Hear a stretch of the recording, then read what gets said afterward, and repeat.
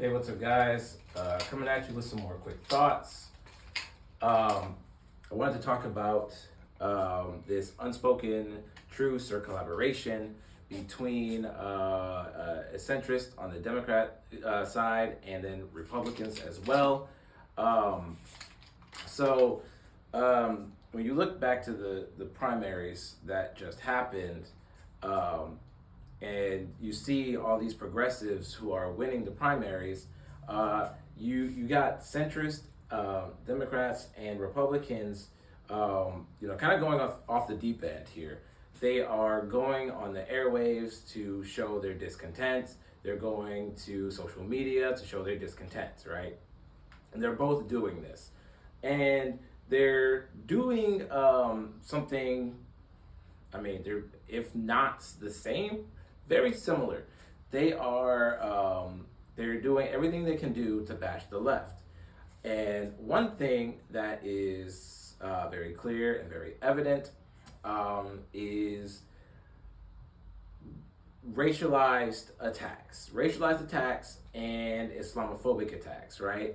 So you have a lot of progressives who just so happen to be Muslim running for office for the midterms.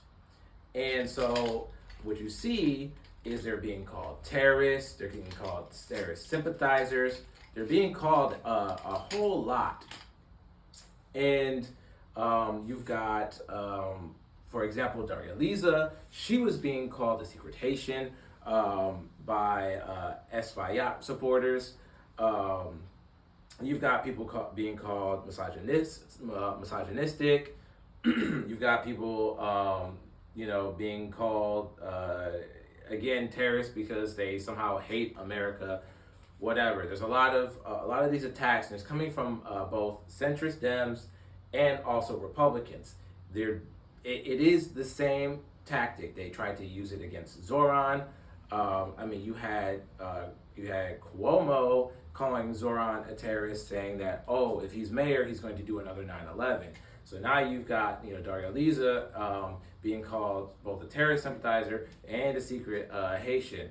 Then you've got Hamawi in New Jersey, who won his primary last month.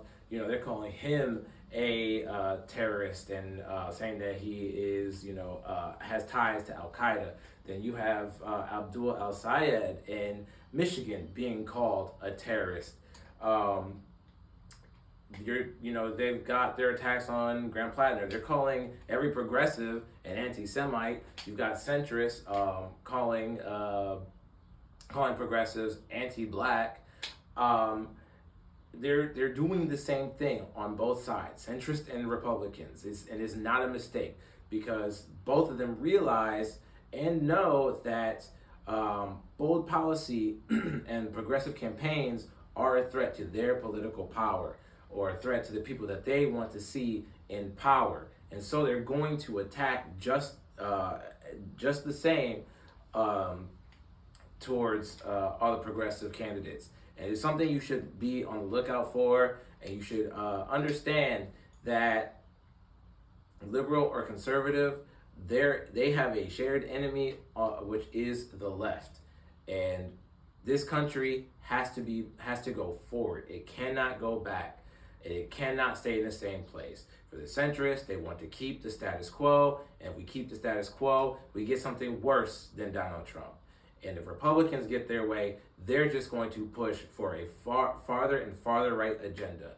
The only way to fight a far right agenda is with a far left agenda, one that uplifts the working class, and one that provides a better standard of living, one that takes care of its citizens instead of taking care of the wealthy and the corporations.